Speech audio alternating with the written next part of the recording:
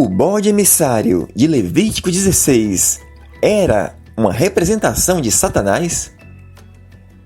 Diz Ellen White: quando Cristo, pelo mérito de seu próprio sangue, remover do santuário celestial os pecados de seu povo, ao encerrar-se o seu ministério, ele os colocará sobre Satanás, que na execução do juízo deverá arrostar a pena final. O bode emissário era enviado para uma terra não habitada, para nunca mais voltar à congregação de Israel. Assim será Satanás para sempre banido da presença de Deus e de seu povo, e eliminado da existência na destruição final do pecado e dos pecadores. Livro O Grande Conflito, página 421. Segundo a doutrina do juízo investigativo, no dia do perdão, Yom Kippur, no original hebraico, em Levítico 16, que ocorria uma vez ao ano, no 10º dia do 7º mês, o bode emissário era uma representação de Satanás, e que nos eventos finais, Jesus colocará os pecados da humanidade sobre ele, que sofrerá a pena por ter sido o originador do pecado. Bem, com relação ao pecado, a Bíblia diz que cada um dará conta de si a Deus, conforme Romanos capítulo 14, versos 12. Em nenhum lugar nas Escrituras é dito que Satanás será responsabilizado pelos nossos pecados. Cristo não morreu apenas pelos nossos pecados, mas sofreu a punição por nossos pecados, conforme 1 de Pedro capítulo 2, versos 24 e Isaías 53, versos 5 e 6. Analisemos os 4 argumentos usados pelos adventistas para defenderem o ensino de Ellen White. Primeiro argumento: o nome Azazel. Os adventistas interpretam que Azazel significa demônio do deserto, que Azazel é um ser pessoal que se opõe a Deus, e que um bode era para o Senhor, e em contraposição, o outro era para Azazel. Por isso não pode ser uma representação de Jesus. Bem, não se trata de 2 seres opostos, e sim 2 bodes utilizados para propósitos diferentes. Para Azazel é como aparece o texto no original hebraico para bode emissário. Leiamos: e tirará sortes quanto aos 2 bodes, uma para o Senhor e a outra para Azazel. Levítico 16, versos 8. Se os adventistas interpretam que o bode é uma figura de Satanás, que Azazel significa demônio do deserto, como ele ia para Azazel, então Satanás era enviado para Satanás? Não há nenhuma lógica. Bem, a palavra Azazel deriva de 2 radicais. Es, que significa cabra ou bode, e Azal, que significa ir embora ou partir. Traduzindo, Azazel igual bode que vai embora. Essa palavra aparece 4 vezes em toda a Bíblia.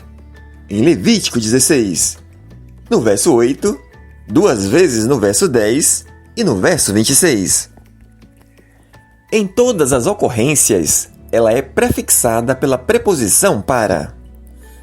Fazia-se um sorteio para saber qual bode era para o Senhor, ou seja, para saber qual bode seria oferecido ao Senhor em sacrifício, e para saber qual bode era para Azazel, ou seja, para saber qual bode ia ser enviado.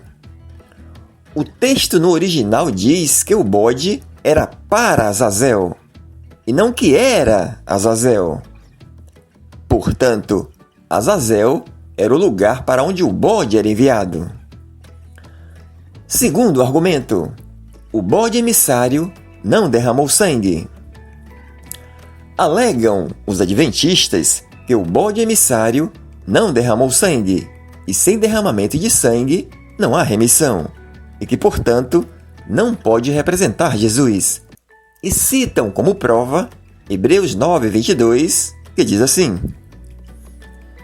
E quase todas as coisas, segundo a lei, se purificam com sangue, e sem derramamento de sangue não há remissão.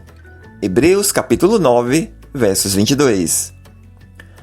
Bem, nesse argumento, temos que analisar 2 pontos. O primeiro ponto é que no próprio verso diz que quase todas as coisas se purificam com o sangue. Ou seja, pode haver exceções. Na lei do Antigo Testamento, mostra um exemplo que quando uma pessoa que não tinha condições de oferecer um animal para perdão de pecados, era aceita uma oferta de flor de farinha, em que não se derramava sangue. Leiamos. Se a pessoa não tiver condições de oferecer sequer 2 rolinhas ou 2 pombinhos, trará 2 litros de farinha da melhor qualidade, como oferta pelo pecado, uma vez que é uma oferta pelo pecado. Não misturará azeite com a farinha, nem acrescentará incenso. Trará a farinha ao sacerdote, que pegará um punhado como porção memorial e queimará a porção no altar, sobre as ofertas especiais apresentadas ao Senhor. É uma oferta pelo pecado. Desse modo, o sacerdote fará expiação por aqueles que forem culpados de alguns desses pecados, e eles serão perdoados.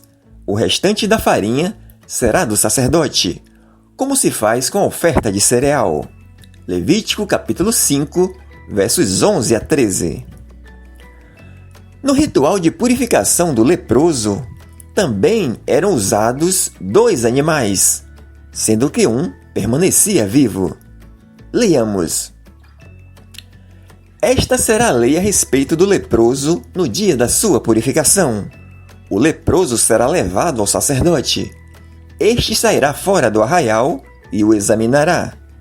Se a praga da lepra estiver curada, o sacerdote mandará trazer, para aquele que se houver de purificar, 2 aves vivas e puras, madeira de cedro, pano escarlate e isopo. O sacerdote mandará que se mate uma das aves num vaso de barro, sobre águas correntes.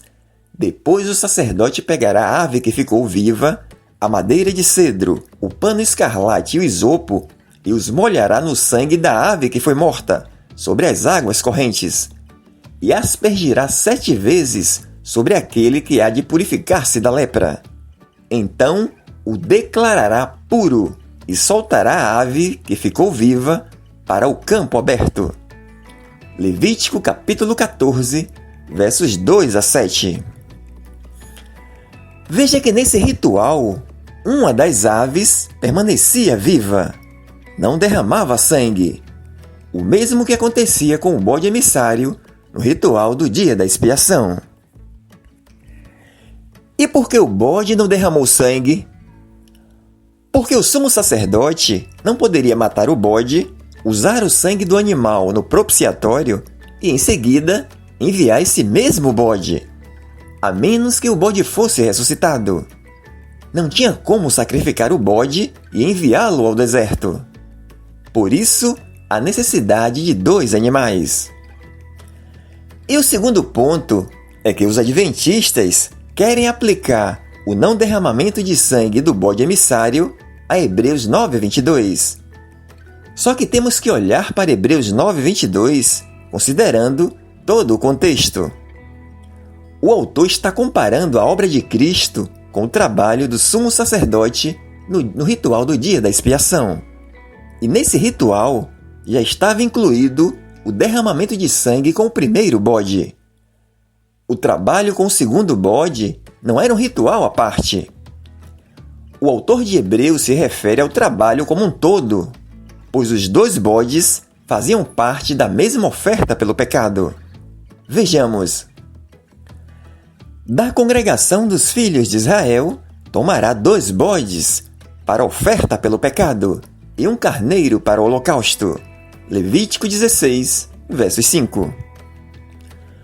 Os 2 bodes, no plural, representavam uma oferta, no singular. Os 2 bodes representavam 2 fases do mesmo sacrifício.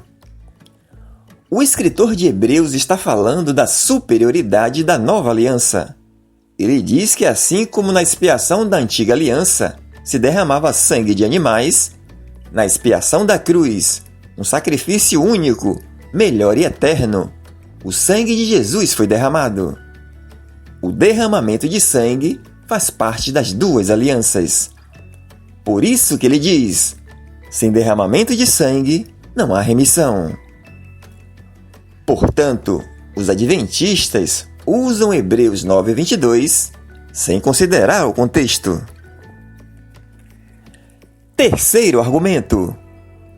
Com o sacrifício do primeiro bode, a expiação já estava concluída. Para negar que o bode emissário fazia expiação igualmente como o bode sacrificado, os adventistas dizem que, com o trabalho do primeiro bode, a expiação já estava finalizada. E citam o verso 20 de Levítico 16. Leiamos. Depois de fazer expiação pelo santuário, pela tenda do encontro e pelo altar, Arão fará chegar o bode vivo. Levítico 16, versos 20.